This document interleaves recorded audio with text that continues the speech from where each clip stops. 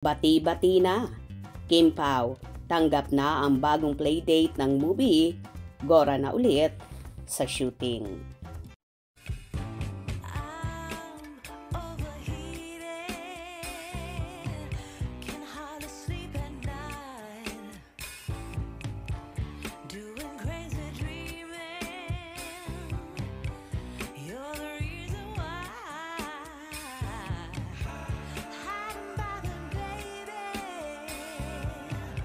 Mukhang all's well, that ends well ang drama ng Kim Pao sa pelikula nilang My Love Will Make You Disappear ha.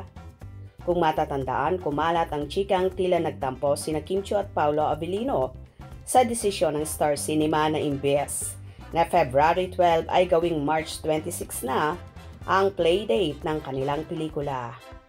Actually, ginawan pa nga ng issue yung post ni Paolo sa X, dating Twitter, kung saan ay sinabi niyang ma-experience nga na hindi tumapos ng pelikula.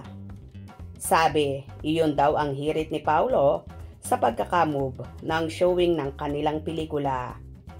Anyway, nung Monday shooting naman nila, ay pinuntahan ng mga taga Star Cinema ang Kim Pao at pinost mismo yon ni Kim at Paolo sa kanilang Instagram story.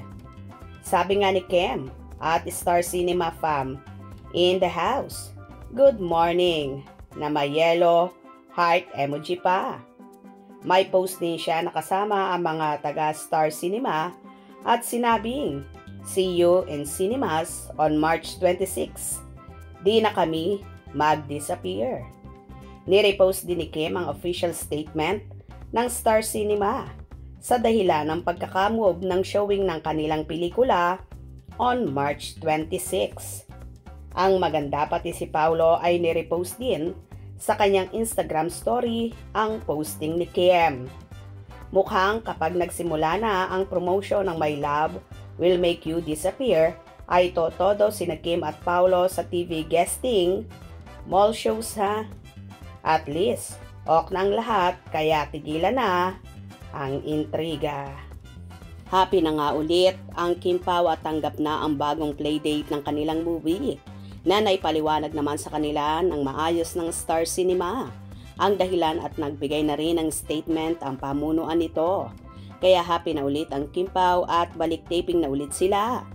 Masaya na rin ang kanilang supporters na umaasa na last na talaga itong March 26, 2025 at matutunghayan nila sa big screen ang nakakakilig na first movie ever ni Kim Chiu at Paolo Avellino na matagal nilang inaabangan, ang My Love Will Make You Disappear. Kaya tumutok at wag na wag pahuhuli sa mga kaganapan ng Kim Pao na paniguradong may in love at kikiligin kayo. Hope you enjoyed. Please subscribe for more info.